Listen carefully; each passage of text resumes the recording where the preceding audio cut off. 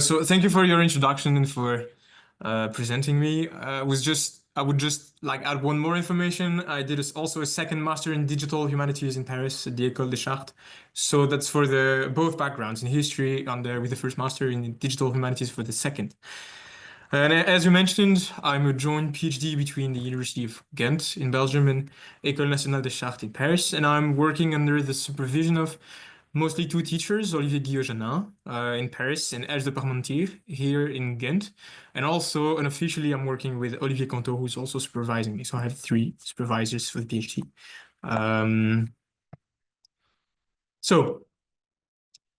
As you mentioned, the title of my PhD is The Scriptural Identity of the Chancery of Liège. And the study encapsulates the 2 centuries of the 12th and until the 14th century mostly, and I try to use digital approaches to do it, mostly stylometry. My field of research focuses more on what is called the history of writing, and on more technical fact is digital diplomatics, so digital methods applied to the medieval documents. And before I start presenting everything that I do, I just want to start with a few definitions for the people that are unfamiliar with medieval subjects. So my field is digital diplomatics, but what is diplomatics? So diplomatics, it's the science that studies the tradition, form, and elaboration of written acts, mostly charters. Its purpose is to analyze them critically, judge their authenticity, evaluate the quality of their texts, extract formulas, dates, and finally edit them. So this is the field in which I'm evolving in, and the method I'm using is stylometry, mostly, that I will define as the subfield of linguistics that uses statistical methods to describe and analyze the stylistic properties of written texts, mostly. And the last one, so from the title of my PhD, I'm talking about the scriptural identity, which I will speak about a bit later, of the Chancery of Liège. And just to define quickly what I mean by Chancery, Chancery is the organ of state government, public administrative institutions, or possibly the office of a legal person. And I'll let you read the rest of the definition. Here, what I mean by Chancery is the amount of scribes and people working for the bishop in the purpose of writing administrative documents in the region of Liège and for the time period from 1145 to 1345. So to go further into detail, I'm working on medieval charters, and medieval charters, they look like this. And in my specific case, there's a wide variety of different charters that we can find. Charters with seals for just like one seal, multiple seals, charters called chirographums, specific type of charter, different kinds of writings, different kinds of formats. So it's quite broad for a charter. This is mostly what I'm working on. But I kind of lied, because original charters are not the main focus of my research. This is the initial product. I'm working on the editions of those charters, and I'm mostly working on those texts. The region I'm focused on, as I mentioned, is the region of Liège. Why am I studying this region especially? Liège is very interesting for his geographical place inside of Western Europe in the medieval times, because it's not a regular principality. It's like the head of the principality is a prince bishop, so it has the two titles, and he has to deal with both the principality, and on the second hand, he has to deal with the diocese as well. So he has both responsibilities. You can see on the map here the not exact overlap of those two regions. The red part would be the diocese, and the blue part would be exactly the opposite. The red part would be the principality, and the blue part would be the diocese. So it's quite broad, quite vast for the territory on which it applies. For the period of interest, I selected a very broad interval because I wanted to have a very to be able to estimate the evolution of the style throughout time. And I started selecting the texts when we had bishops that produced enough material to be considered. That's why I started in the middle of the 12th century with the first Prince Bishop Henri de Lée, and I finish in the middle of the 14th century with the Prince Bishop Adolphe de la Marque.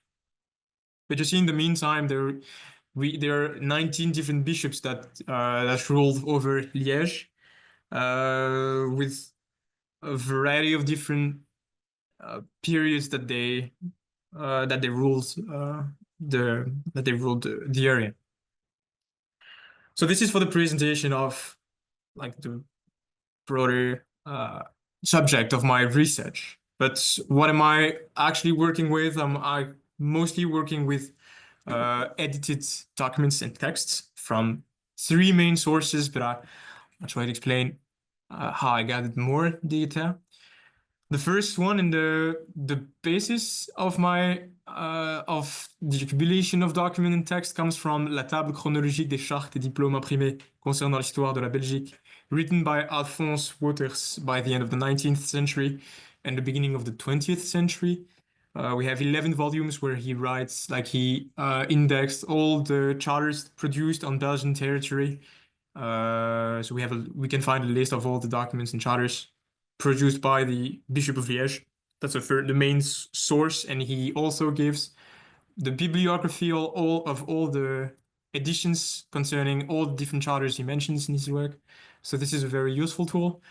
It has been adapted through time into what is now known as the database Diplomata Belgica. The only problem with the database, it's a very good database. Only problem, it stops in 1250, while the Table Chronologique stops at 1350. So there's quite an overlap, but it's not like there's a whole century missing for half of the time period that I'm trying to work on. And we have the third main one would be the Catalogue des Actes de Henri de Gueldre of Alphonse de Lecluse, published in 1900. Which is like an edition of all the acts from Henri de Gueldre, which is here from 1247 and 1274, which the time period overlaps both tools. So it's a tool by itself, but some charters of Henri de Gueldre can be found in the Diplomata Belgica, and the mentions of the bibliography can be found in Table Chronologique as well. Through the Table Chronologique, I gathered a lot of different other editions of charters in order to find charters from all the bishops after 1250. I did not like list them, but there are quite a few other bibliographical references. So from the charters, I work mostly with the texts, and the idea with the text is trying to compare using the tool of stylometry, comparison of styles between text, and I compare the charters of Liège with different other institutions, different other corpuses. The main focus is outside comparisons that I divided into three different levels, categories, which are the comparisons with the major chanceries in Europe, to which Liège is connected to. So I told you that Liège was really interesting because of its geographical location. It's because also Liège is right next to the Holy Roman Empire and also very close to France. It's in the middle of those two major places in medieval Europe. And it's also because the Prince Bishop is also a bishop. It's also very connected to the Pope. So we have a connection to three of the most important chanceries in Europe, imperial, pontifical, and royal chanceries through Europe. So it's important to compare the charters of Liège to all those major chanceries. Also important to compare it to similar size chanceries, which are mostly episcopal chanceries from around, like from the diocese of Cambrai, Terouanne, Arras, Reims, Tournai, Langres, which are all mostly in France, but surrounding the area of Liège. And the third layer would be comparison with the smallest scriptoria from the surrounding areas, like some abbeys like Valbenois, Saint-Truide, and most important, the chapter of Saint-Lambert in the center of Liège, to which the bishop is highly connected to. There's also an interest to compare the charters with themselves, but I will explain that here very soon. Why do I compare? Why do I want to compare the charters between them? Why is it important to just to evaluate the style of a chancery through the lens of the chancery, comparing it to other documents from the same chancery. First answer is because it's important in order to answer the blind spots in the historiography. Let me explain briefly. The historiography hasn't found the hasn't been able to define an actual chancery for the case of Liège because of a lack of mentions of scribes and like names of people working for an organized chancery. In the charter that I put here on the side, this is a charter from the Diocese of Cambrai from the mid-12th century, and it's an example of how historians usually can understand how a chancery works, how it functions. Is by the end of the document, usually you have a mention of one of the scribes or the chancellor himself presenting himself for internal purposes inside of the chancery.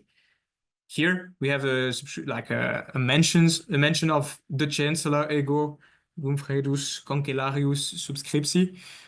Me, the chancellor, I write that I acknowledge that this charter has been written, and this is the kind of mentions that we don't have at all in the documents of Liège.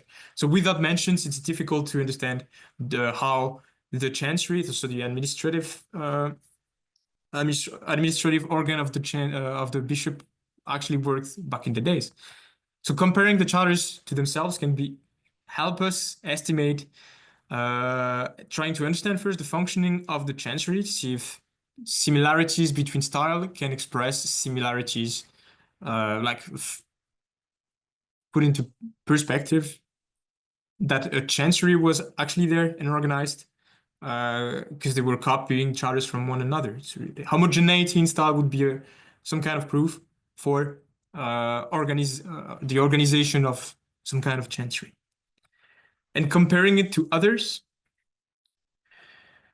can help put Liège on the map and link the style of the chancery to other chanceries to try to see where the influences came from. How did the style of the chancery of Liège came from?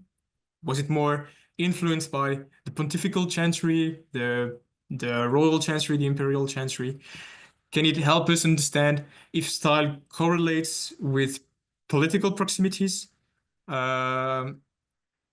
And can formulas help us to understand the movement of scribes and IDs throughout this network of connection?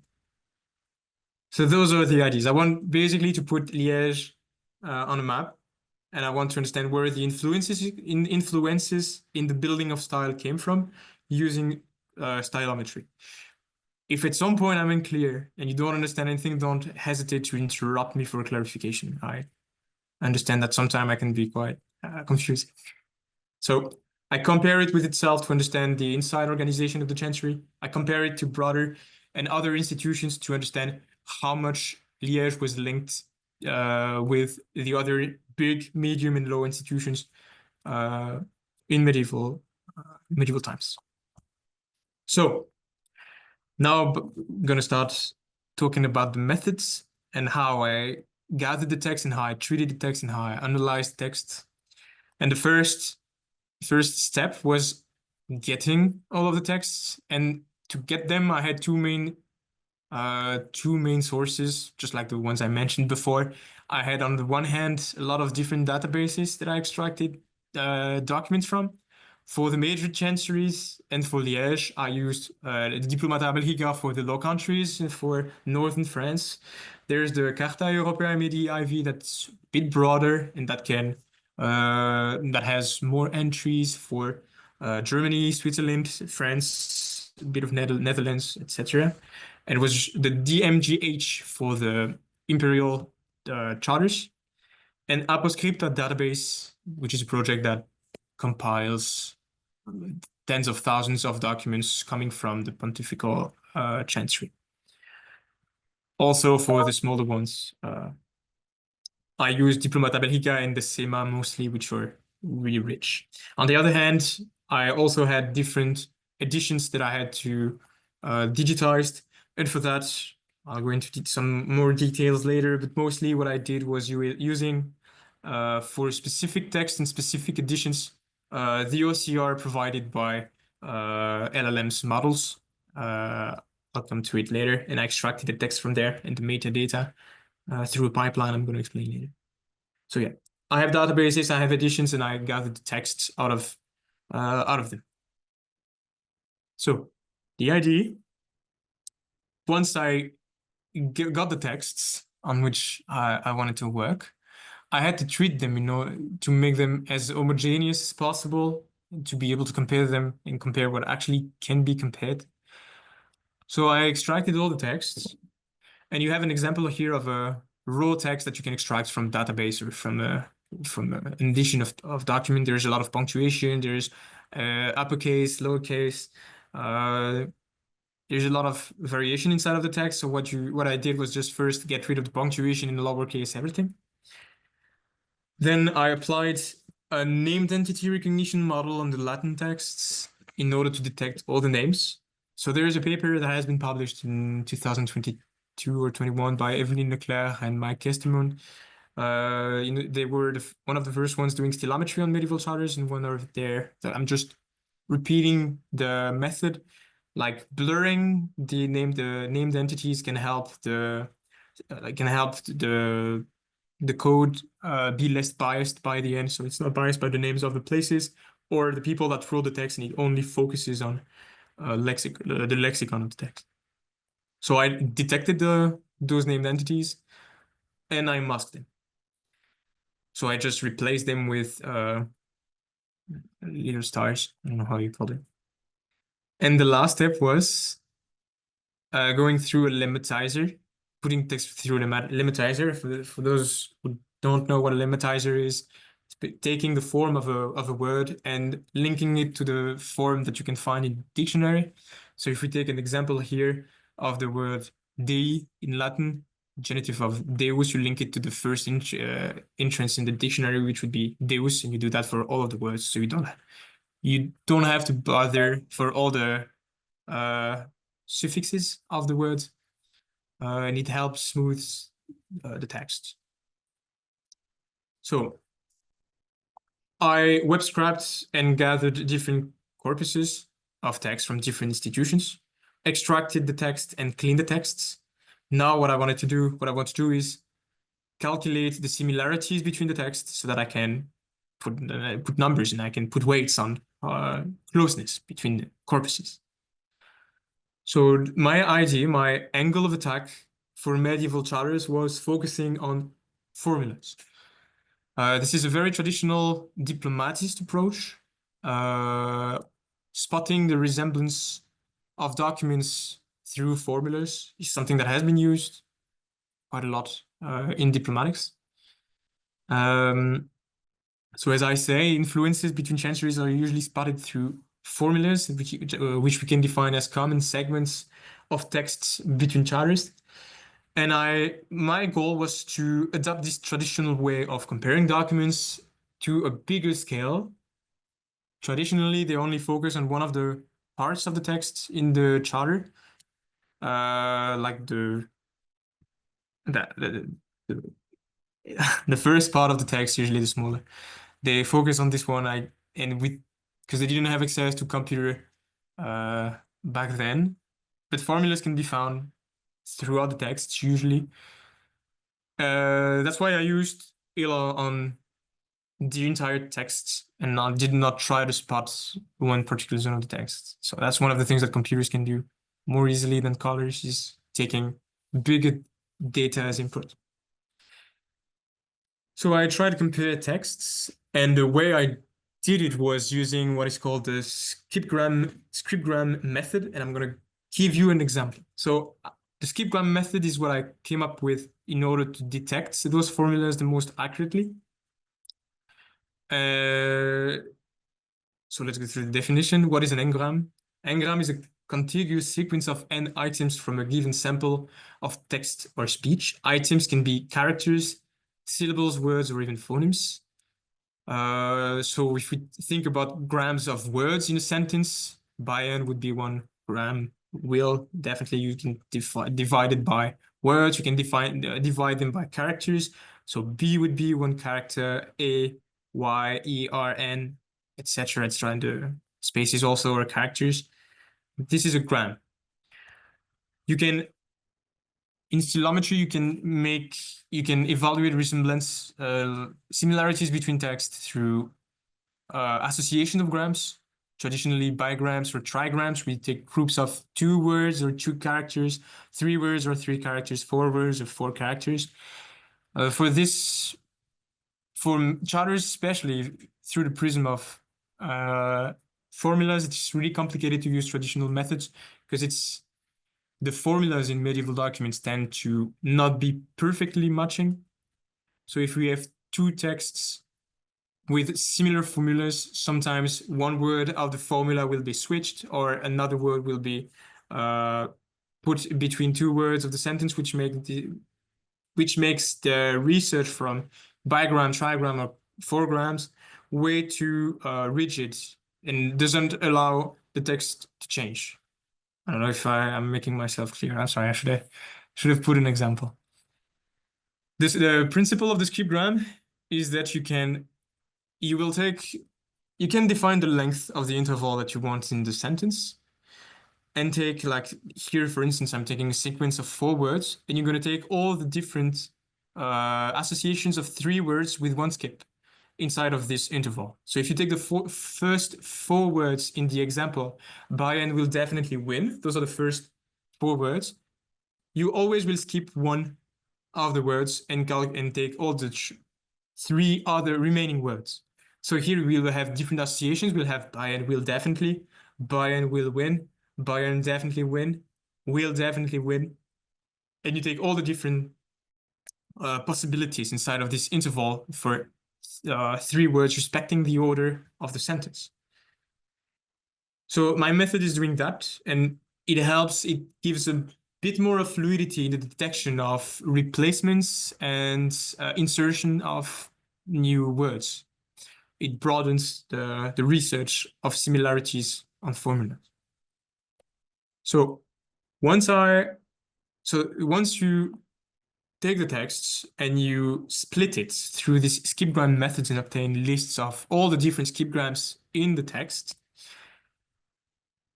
the way I calculate similarities is using a metric that comes from the object detection model discipline, which is the IOU method, intersection over union method, in order to calculate the similarities between the lexicon.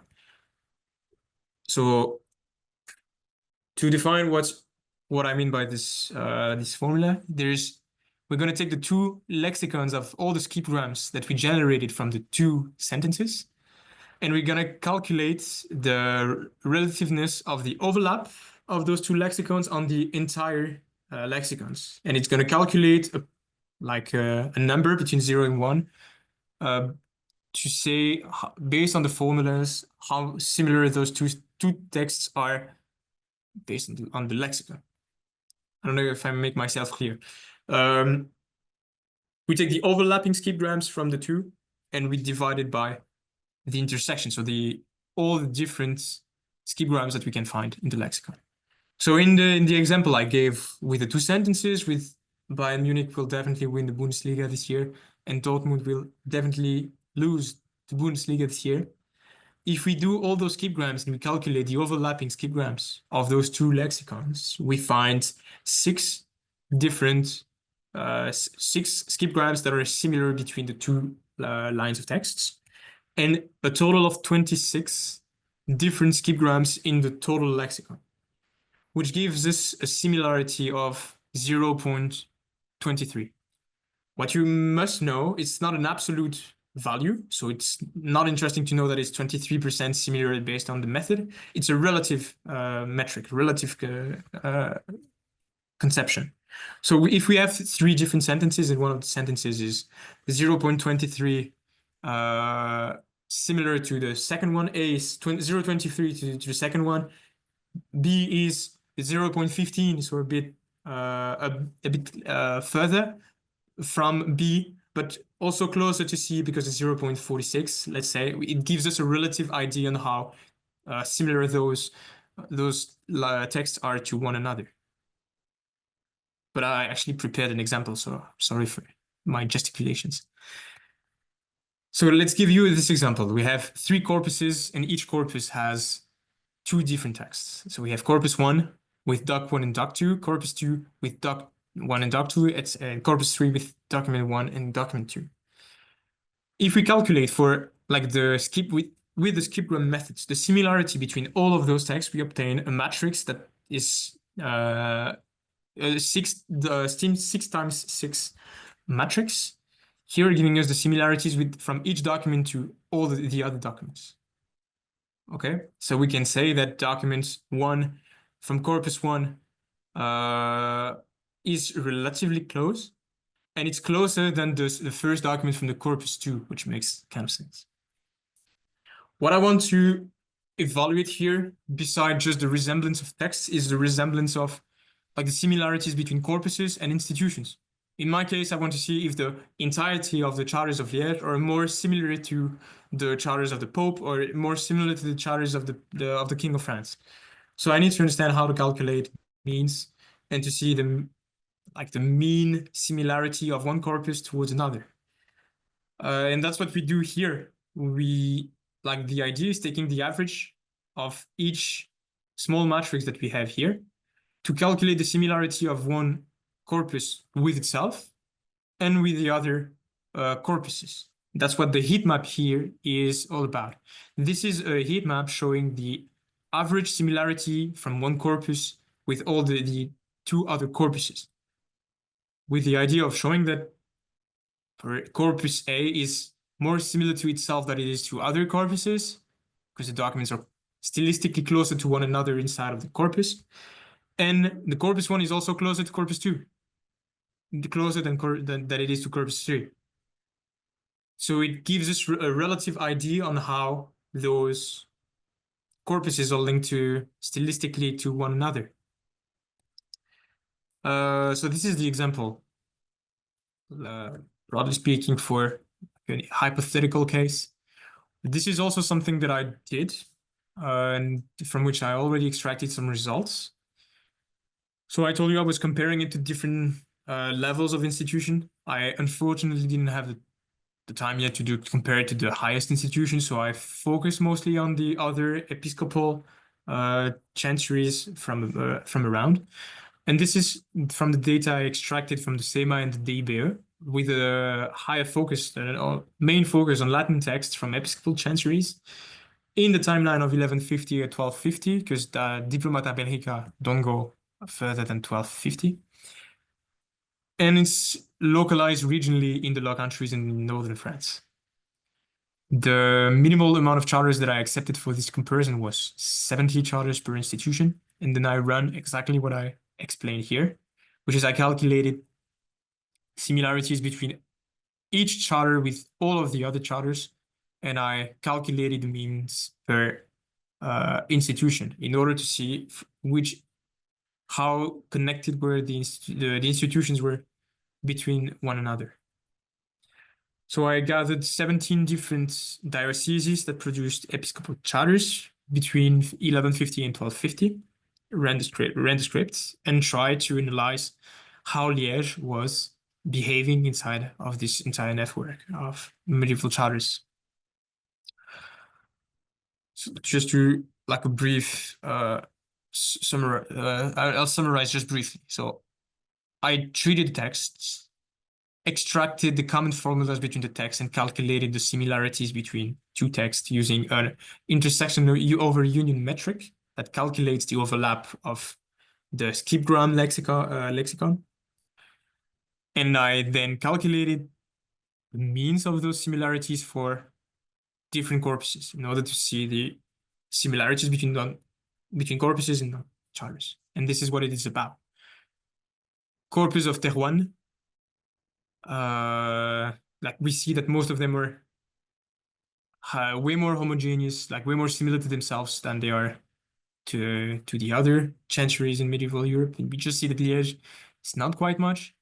Like the difference is not that remarkable, let's say. But yeah, never mind. So I ran two different kind of tests. As I said, the ways I compared charters were comparing it from Liège to the outside of Liège, and then comparing Liège towards the inside of the Chancery in order to understand how the Chancery was working back at the time, without the mentions of chancelleries. The idea was for the Chancery of Liège, taking the charters of the bishops that produce a certain amount of charters to assure a certain amount of stability in quantitative data. And I selected 4 of those 19 bishops on which I'm working that have produced at least 20 charters. And I ran the same experiment, like trying to compare the stylistic similarities between the charters of one bishop to the next bishop to the next bishop in order to see how stylistic homogeneity evolved through time inside of the chancery. And since we don't have any mentions of chancellors in Liège, it would also be a tool in order to understand if chancellors were like chancellors actually worked there at some point or not, based on statistical homogeneity. So I ran the experiment on 4 different chanceries here to see how it was working. To give you an idea, I don't know how much in detail I should go into the explanations, but because we have a wide variety of documents, different numbers of documents per bishop. Like for instance, for Henri de Lay, we have I don't know, like 55, and for Robert de Tourotte, we have 200. What I did was comparing samples of 20, like taking the lowest amount of charters that I accepted in the corpus. I compared samples of 20, and I ran the experiment. I randomized the picking of charters 200 times and compared 20 charters per 20 charters in order to make it statistically more correct. It's a detail.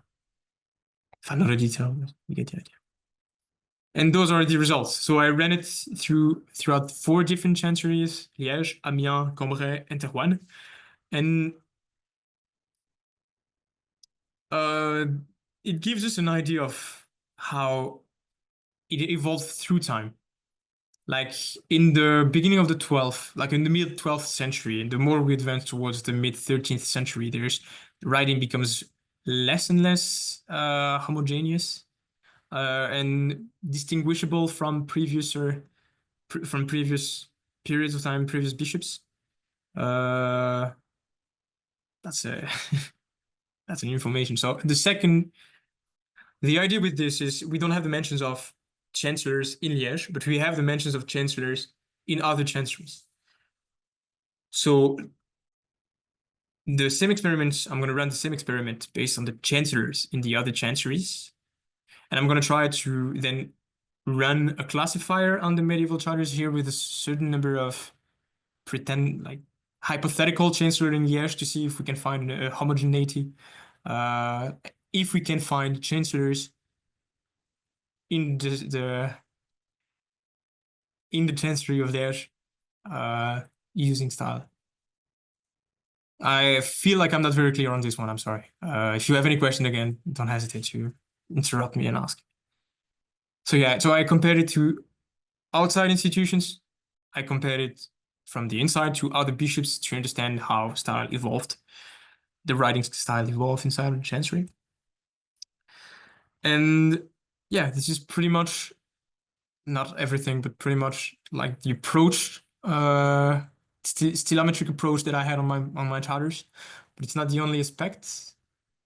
So in this presentation, I wanted to give you a perspective on all the different uses I had of digital inside of my research, which goes from web scraping, data cleaning, data visualization, stylometry, and different kind of uses also for on side projects that are included in my PhD. So the main task, the main quest, if I can say, I can speak like that, was stylometry, but I also worked on graphical analysis for my research. And the graphical analysis is divided into 2 different categories, which is the layout analysis and the paleographical analysis.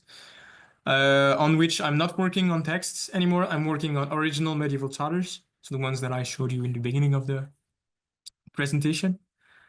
Trying to understand also the same way that style can be an indicator of identity in Liège, can layout and paleography also discriminate the charters of Liège from charters from other institutions? So this is one of the questions I raised in my research, and I have been thinking about in the past months. So paleography is usually used in diplomatics to find forgeries or to discriminate between author and beneficiary of the act in the redaction process. So it's really useful in order to find identity for a certain chancery. What I do is I want to do it digitally, and digital paleography has been quite on the rise for the past years for multiple different projects that I name here: HTR, handwritten text recognition models that I mentioned here, classifications of hands, interpretable approach for a morphological scribe type, different uses of digital paleography. On the other hand, layout analysis has not been that much studied in the past years. I'll get to that. So for the paleography, the idea is to compare different corpuses of original documents to see if it's possible to cluster through paleography the charters of Liège by itself. So comparing it to mostly two different other data sets that I gathered, which are the charters of the Counts of Flanders. Flanders is the region in the north of Belgium. It's right next to the Principality of Liège.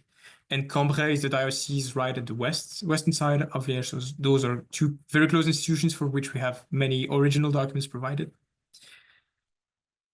And in order to do this cluster through paleography, some computer scientists have already worked and tried to create models in order to do that. And there's actually one Austrian guy named Marco Peels that presented his research in the International Conference for Document Analysis and Recognition in 2024, like a model that can classify medieval documents, like the handwritings of medieval documents. So this has not been done yet. I haven't had the time to work on calligraphy. This is one of the uses that I want to implement in my research is get inspired by his models in order to try to classify and see if we can classify the handwritings from those three different chanceries. And if it works, if we can classify them and discriminate the charters through paleography, try to understand the features that allow to discriminate them. And this is also the thing I want to do with the layout analysis. So the idea for the layout analysis, the next slide, you're going to understand what I mean by layout analysis, is to extract manually different features and compare the vectors through PCA method to see which ones are the most valuable in the comparison of charters to assess similarity. So this has been something that I've been working on in the past year. I used the ontology to describe the layout of a medieval charter as much as I could. So the layout would just be how the different like the zones of the charter are linked to one another. Where is the initial usually on the medieval charter? Where is the writable area? How thick or not is the fold of the document? If there is decorative initials or decorations, how do they interact with all the different zones on the medieval charter? So we get completely out of the text. We ignore the text completely. We just try to see how all those different elements on the charter interact with one another on the space level, on the layout level. So there's an ontology that has been presented by Angelos Nicolaou from the DD project in Graz that I got inspired by. But he used this to train object detection models, sort of YOLO model, so that the model could detect automatically all the different zones. I could have done that. I actually tried to train my own model with the more modern version of YOLO. So YOLO is, I don't know if you're familiar with this kind of object detection model. So I tried to update it. The only problem is that for my charters, there's a higher variety and homogeneity in the in the documents and the quality of the documents. So I have to deal with phone pictures that I took in the archives, professional scans that I have from the archives. Not everything is as homogeneous as the charters that we can find on monasterium.net, which is better for training because all the digitizations are quite similar, which is not my case. And it would have been very time consuming to have very good results to train a model. I would have needed a very big data set and a lot of annotation, so I just didn't do it. I did manual annotation, was easier. So for each charter from my corpuses, I annotated manually all the different zones. And what I tried to spot were different kind of features. Like I have a list of 20, 25 different features that I wanted to extract, like distance, like the thickness, like the length of the different margins that we have on the charter, top margin, bottom margin, left and right margins, like the writing area ratio on the entire charter. So just calculating a lot of different variables and features manually from the document. So I haven't annotated enough documents yet to bring interesting results on the table. Like they have been quite unfortunate so far, and I was a bit ashamed, so I did not project you the results. But the results are not good, which may lead to think that layout analysis might not be the best approach. But I'm not too pessimistic because there is also one of the main features that I haven't had the tools and the knowledge to implement in my pipeline is the detection of lines. So the detection of lines, the thickness of the lines, and understanding like the ratio of the lines on the paper. So there's a few other features, interesting features that I could extract that I still haven't had. I haven't had the time to implement to try to see if the results would change significantly or not. There is a project now I'm working with a colleague from the University of Graz, training mask RCNN models and fine-tuning them on medieval charters in order to get a stronger models in order to do what I want to do. But it's still on the way. And then just like for the polygraphical analysis, the idea is to use those arrays and extract the most significant features if it makes sense to see what's on the layout can help discriminate against the layouts of other chanceries. And the answer might be, so far the answer is no, layout is not very relevant in the comparison. It's I just have to implement those new features to see if it will change somehow, and we'll see. So this is a graphical approach on medieval charters by itself. So I'm working on stylometry, I'm working on the texts, I'm working on the graphical aspects through paleography and layout analysis. But it's not the only thing that I did in my PhD. This might sound like a side project, but it was actually at the core in the beginning of my research. Was to find good versions of the texts, to have the most purified texts possible for my research. So it came from, as I said, I had texts coming from databases, and on the other hand, texts coming from 19th, 20th century editions of medieval charters that have been digitized by Google in the early 2000s and early 2010s, but the OCR models we had at the time were not very performing, and so there's a lot of mistakes, especially for the oldest editions that we have. So the quality of the text is sometimes discutable, not always the best. And so based on this problem, I tried to think of a pipeline that could extract automatically the texts and OCR the text in a better way than what Google used to do. And what I've been mostly working on, so I first wanted to apply it to the editions of cartularies. So cartulary is just the edition of all the text related to one particular institution for the medieval times. So we can have the cartulary of one particular abbey, or the cartularies are like the like a corpus of charters from one bishop,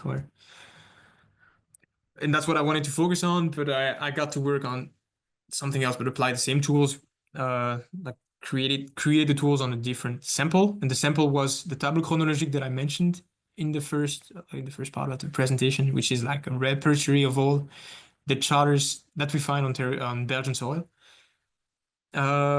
which is really complicated to navigate in. Like the OCR is decently good, but not perfect, so it doesn't extract all the information that we want, and it's quite broad, like more than 11 volumes, 10,000 pages of text from which we have to find information. It's really complicated. But it's really possible. Like what I wanted to do was to extract as accurately as possible all the data concerning Liège. And as you can see, like the structure of the data inside of the tableau chronologique is very regular. We always have like the set of three same informations: the date, the regestum, and the list of editions. So regestum is just a brief explanation of the content of the charter, and a list of all the editions in which this charter appears in. So what I did, first, sorry, I'm going to introduce the tableau chronologique very briefly, but there's been a desire in the past 50 years to modernize this tableau chronologique, which is a very interesting tool for all the medieval scholars in Belgium, because it's a catalog for all the charters on the territory. So it's very interesting. So outside of my own interest, it's also useful to transform that tool into something more computer-based approach, which is what I try to do. So in the 1980s, first attempt to like put it like to transform the paper version into a computer version. So the plan started in the late 1980s, only was published by Berrepols in the late 1990s. And the Diplomata Belgica was born from these digitizations of the tableau de hauteurs. But ever since, like in the past 15 years, they haven't changed that much. They're still giving new charters from time to time, but it's still blocked at 1250. So the timeline is complicated. And me in 2025, with this project, I could help to extend the period and bring all the information that we have from 1250 to 1350 in the database. So there's a personal implication in order to extract all the text related to Liège, and something broader just to create a tool that can be used for all the historians here in Belgium. So for this automatic text and metadata extraction, I used document analysis and recognition methods in order to go from the paper-based reading to computer-based reading. So just extract the text in a way that the computer can process the data, and we can do more intelligent queries inside of the text. So yeah, here's a definition of what the document analysis and recognition is. So why do you use those methods? I think it's really appropriate to this kind of material because all the text zones are rectangular, regular, always at the same like areas on the page. And it's really appropriate because it allows us to reshape the lens through which we engage with the data inside of the tableau chronologique. So it enables us to look for people more accurately and to create networks of connections with people throughout the entire repertory. To go quickly into details on the pipeline and the data processing, let's divide it into two main tasks. The first one was the training of object detection model, sorry. I compared different YOLO models, some Detectron and the DETR models. I kept the model that was the most accurate and that gave me the best metrics. I won't dive into explanation of the metrics. Then I applied it to the entire, like I did it on the first volume at least. So it detected the bounding boxes around the text zone and giving him a label, date, regestum, or editions of text. And then I linked the detection of those bounding boxes with which is called, damn, I forgot the name. So this is the annotation process, sorry, in the results through the object detection models.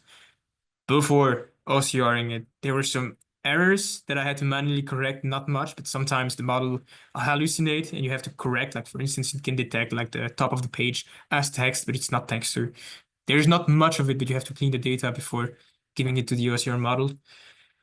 And what I did was using a multimodal LLM named Quen on the crops of those specific zone, and I tried to link all of them into what I called entity. So an entity is just one dimension of one charter into the table chronologique, and trying to give them the list of all the informations that we have with the list of all the editions, the dates, the regesta, and for all of those informations, keeping them bound in boxes. So always being able to locate it on the page, providing the OCR text and the name of the image so that we can link bounding boxes with the image and get the text. This approach just allows us to link the paper-based approach that we can still just read the text as it was in the on the document. So we can still connect it to the digitized version of the table chronologique. And on the other hand, we can extract the text and use it for other purposes. So it's just a way to gather all the data. So I have those entities, and from the text that we extract, I was able to extract two other informations from the text, which are the author of the charter.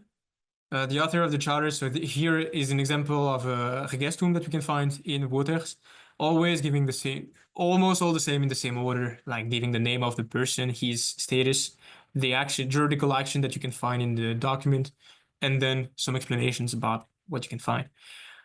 What I did in order to extract the author first was trying to apply NLP methods in order to detect the first subject of the first verb inside of it, but it was too many mistakes and not flexible enough. So by the end, I used also some LLMs in order to help me. I used the chain of thought prompting strategy, explaining how I wanted it to extract the name of the author, who was the author in the regestum, to give me a list of all of them. And on the other hand, I also wanted to have all the locations mentioned in the document using a transformer-based model specialized in named entity recognition for French called Camembert. All of that is to provide from the paper-based version a JSON file that looks like this, in which we can find all the information we want. We can select all the charters in this JSON file where the author is giving the name of the author, like all the text where this location is mentioned. And it's just the computer transformation of an index by the end of the book, but it probably faster. So this is the results. It goes from this input to a structured output with all the data. So from here, le Sénat de Rome informe la curie de Trèves qu'il a récupéré le droit de nommer l'empereur. We have the author. The author is le Sénat de Rome. All the places mentioned in the text. We have Trèves and Rome, Trier and Roma. And we have all the text for the different elements. So this is how it looks like. All about this. This is just a new way to use this tool, which is really useful to me for my own research, but also more broadly, the information is made more accessible with the named entity detection, author detection, with a pipeline that offers both opportunities, the reading of the document on a paper-based approach and computer-based approach. So if we have doubts about something that the computer might have hallucinated, we can still go back to the text itself and see how it might have hallucinated. One of the things that I want to do further is transform it into a relational database. Database creation that I already imagined here. There are too many things to do, so I haven't had the time to manage that. And one of the reasons I did this is because I wanted first to get more texts from my comparisons. I wanted medieval charters. I didn't want like the inventory of charters. I wanted actual texts. And so this pipeline could be applied to a certain extent to the digitizations of medieval cultures. It would require to train transversal UL model for zone detections into the categories, or to use a tool that I mentioned here, which is named Dolphin, to extract it easier. So what I did was a pipeline divided in two object detection models linked to LLM, multi-model LLM, for the text extraction. But now I heard in the International Conference of Document Analysis and Recognition that this method was a bit obsolete. Like, this is something they used to do in 2023, which is really obsolete. And now they train models that are able to do both in the same time. They can detect the zones and automatically extract the text from it. But I started this research and this project a few years ago, and the time I processed it, it was too late. People were already far beyond my understanding. So yeah, for the conclusion of all of this, I just wanted to give you an idea of all the ways that we can use digital tools in medieval research, and more specifically in medieval diplomatics. The main purpose of my research is still stylometry, so that's the topic of my research. I put stylography in quotation marks. It's the comparison of the layout and polygraphical analysis. I like to style of display, like layouts on the page. I will change the name. I just didn't know how to call it. Like, let's call it layout analysis. It might be better. So visual analysis, text analysis, and using document analysis and recognition from editions in order to extract OCR. Those are the three main tasks that I've been working on. I also have other side quests, but I think I spoke enough. And yeah, I only have like 10 months left to finish all of this and to put everything into a nutshell, which is going to be quite challenging, but that's what I do. Thank you for your attention. I hope I was not too confusing. If you have any questions, I'd be happy to answer and to clarify everything.